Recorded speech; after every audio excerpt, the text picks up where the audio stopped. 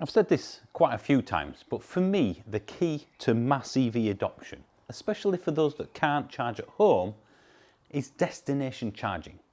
Most of the stuff you see in the media, the big announcements of a new charging site, the things like this where you see, 10 350 kilowatt chargers that can charge a car in a short amount of time and cost lots of money. Now they're important, don't get me wrong, but ultimately destination charging is the most important part of this.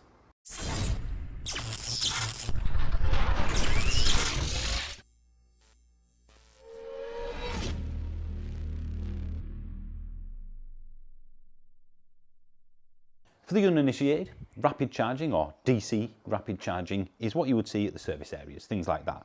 The big 50 to 350 kilowatt chargers that cost a lot of money to install and to use. The destination chargers, which are typically AC chargers between 7 and 22 kilowatts, well, they're a lot cheaper. You could probably install 25 of those for the price of one single rapid charger. Now, the rapid chargers are the one that do it very fast, and what a lot of people think they always need. But it's not a combustion engine. You don't need that with an EV. Again, destination charging is the most important one. How many people do you speak to who say, if you can charge at home, it's easy to own an EV? A home charger is a destination charger. It's where the car stops for several hours or even days. Now, the home's not quite the same, but imagine you have the same thing at work, where most people go to 5 days a week. Assuming you do a typical 8-hour day, then you're always going to come away with a full battery. You wouldn't need to charge at home if you could charge at work. Imagine if every cinema car park, workplace, supermarket, Trafford Centre type place, if all those had loads of destination chargers that are cheaper to use, much cheaper to install, and therefore could have, 50, 100 in the car park. You wouldn't need to charge at home anywhere near as much, and if you can't charge at home, well, it's almost as good. It's the next best thing. If everywhere you visit is somewhere you can graze, take a little bit here and there, you visit a cinema for 3 or 4 hours with a bit of food maybe, well, you will get, 100 miles of range back in your car, and how much have you used to get to the cinema and back? Maybe 10, 20? So they are more key than anything else. And again, I'm going to prove it by taking that to work. Right, I'm about to set off. I've just dropped my daughter off at school because the bus never turned up, and I've not even bothered fully charging it. So I've got 3/4 of a tank, so to speak, in a just over 30 kilowatt hour small electric car. Now this car will do 120 miles, maybe 140 in this sort of weather. On these long journeys, again, about 100, somewhere in the middle, say. So let's say we've got 130 mile range. That's clearly not going to be possible on my near 200 mile commute without having to charge. Now, the perception will be that if you've got a car that does this range and you need to do a journey of that length, you're going to have to stop for 30, 45 minutes. I don't want to do that. It's inconvenient. It's wasting my time. I could get to work, but I can't get back from work without having to stop off at services or wherever to rapid charge, and there could be a queue, I could be waiting, it might not work. Well, again, as you'll see when I get there, I don't need to use the rapid charging network. It's actually more convenient to do this than take a petrol car because, well, I'm taking no time out of my day to refuel it. There's another example I could have used. If I go down to my parents' house, that's about 250 miles each way, so that's a 500 mile round trip. Now, the hotel we typically stay at has chargers. There's one rapid and a couple of AC chargers, essentially the destination chargers I'm talking about.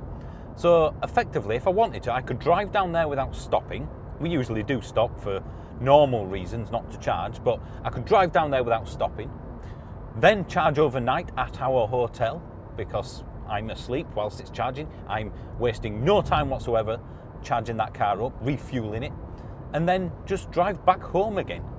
So that's a 500 mile round trip where I've not had to even blink at the rapid charging network.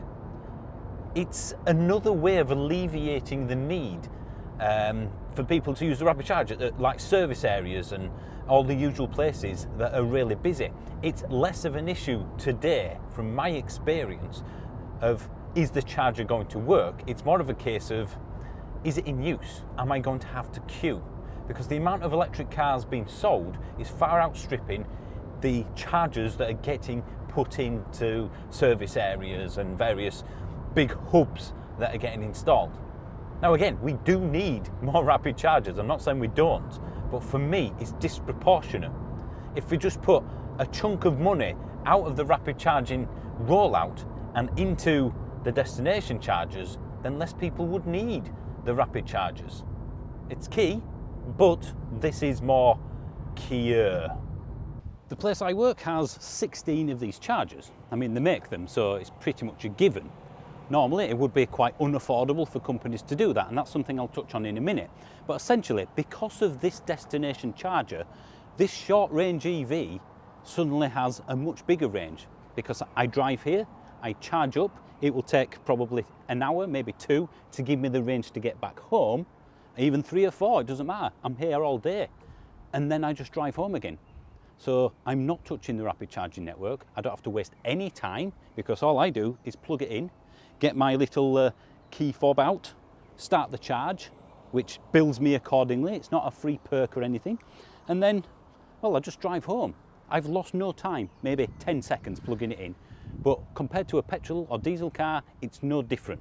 It might even be more convenient because I don't have to visit a petrol station. So this is how you can turn a short range EV into a much longer range one.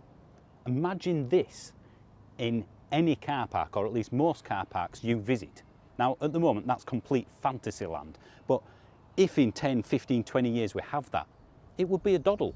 You go to the supermarket, you get an extra 10 or 15 miles worth of range, maybe 50 miles of range if you're there long enough. You go to the cinema, you go to your place of work, you go to the swimming baths, wherever, and you get a bit of charge. You graze everywhere that you park because the car's not doing anything right now. Why not have it charging? I don't have to stand here refueling it. I might as well get it doing it when I'm doing other things, working, sleeping, at the cinema or whatever. And that's the key to this, because if we can get this downtime for a car made into charging time, which is where these come in, it's a lot easier for this company to get these in. As I said, it's easy. They manufacture these, so ultimately it's a no-brainer to have 16 of them in the car park. What about company A, company B? They're not going to pay for this, are they? For their employees even? Some will, but a majority won't be able to afford it. So the solution to that, I honestly don't know what it is, whether it's government legislation, grants, some sort of incentive for companies to put these in. Whatever the method is, it has to happen.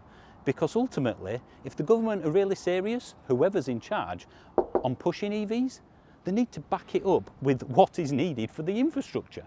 Any AC charger is, again, really cheap compared to a rapid.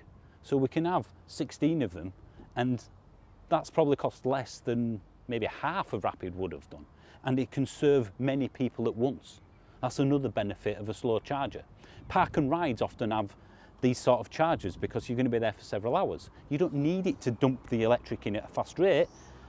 Just a slow will do because, well, it's not doing anything else. When I first started here, given the 200-mile round trip, I seriously considered selling the Model 3 standard range I have and buying a long range one, because I'm thinking, well, I can do that there and back, even in winter with no issues, but not quite in the standard range, not all year round anyway.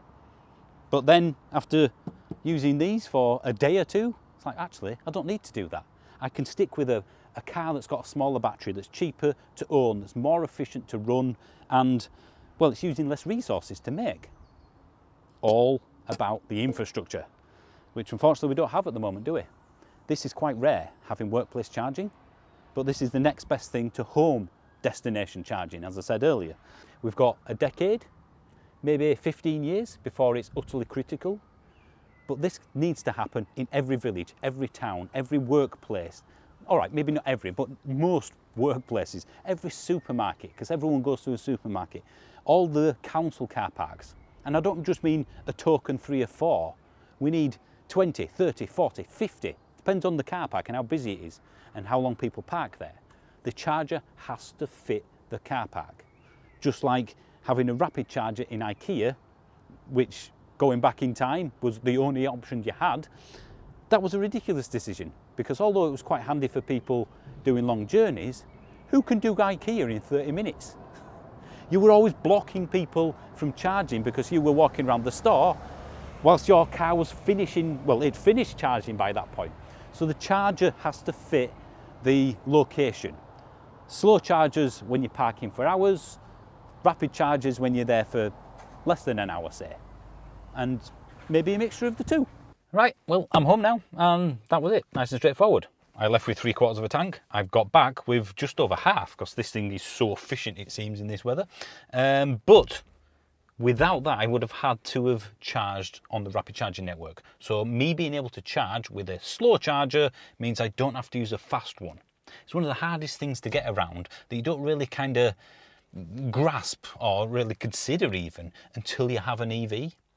You don't need to stand there when it's refueling. And considering your car is probably not moving for 22 hours out of 24 or something like that each day, possibly even more, then it doesn't matter if it's only trickling it in or even on a 3-pin plug, because it's there for hours. And I have now not used the rapid charging network because of that. That's why I'm so kind of adamant that this is key. It means that the motorway service areas, the rapid charging hubs that we get, will be just needed, or used rather, for people that actually need them, rather than people that don't have the chargers at home or don't have the chargers at work and things like that. If I can turn this car into one that can almost double its range because I'm charging at my destination, then, well, it's the next best thing from home charging. Like I said, I'm now going to plug into my destination charger, and I could do the same journey every single day. It would make no difference to how much time I spend refueling it. And as I said earlier, it's actually more convenient than getting petrol, because at some point you have to go to a petrol station, which isn't a pleasant experience at the most of the time. There's always usually some muppet doing their weekly shop or something. There's none of that. 10 seconds, click, done, walk, I'm finished. So hopefully that's got across to somebody that might actually have any power in changing this. That's, again, a key reason for this video existing. The government, whether it's present or future government, whoever's in charge, I don't have much faith in the organisational skills that, or the funding that is needed for this sort of rollout. But again, if you want EVs to be common, they have to do this. It's not the cars, it's the infrastructure. And ultimately, we're reliant on people that can't really organise things, whether it's local councils, county councils, the government, a mixture of all three, or even the private sector, but mainly the public sector. It's just not enough. It's not good enough from what we've seen so far. They're all doing the big ticket media, look at this great hub, look how good we are on our infrastructure rollout. Well, you wouldn't have needed that or as many of them if you put them everywhere. I mean, I live in a village with probably, I don't know, a couple of thousand people in it. Terraced housing for the most part, or stuff like this. I'm lucky I've got a drive. What are they going to do? We need these sort of destinations all over the place. So yeah, it's a logistical nightmare, it's a headache, but it has to happen. And when you've got local councils, like my mum and dad's local council, which has a single 7 kilowatt standard charger in every car park they own, 7 kilowatt charger. Sometimes you think, I'm kind of concerned that this ain't going to happen on time, but again, that's for a different video. So hopefully that got the point across. Thank you for watching, and I'm thinking I'm going to need to do a video about this car because it is ridiculously efficient. So thanks for watching, see you soon. Don't forget to like and subscribe, and members only, 99p. Cheers, thanks for watching, bye. I think I said bye a lot, didn't I? Bye, bye, bye, bye. Look, I've been filming a lot recently. I don't know where I am, if I'm honest.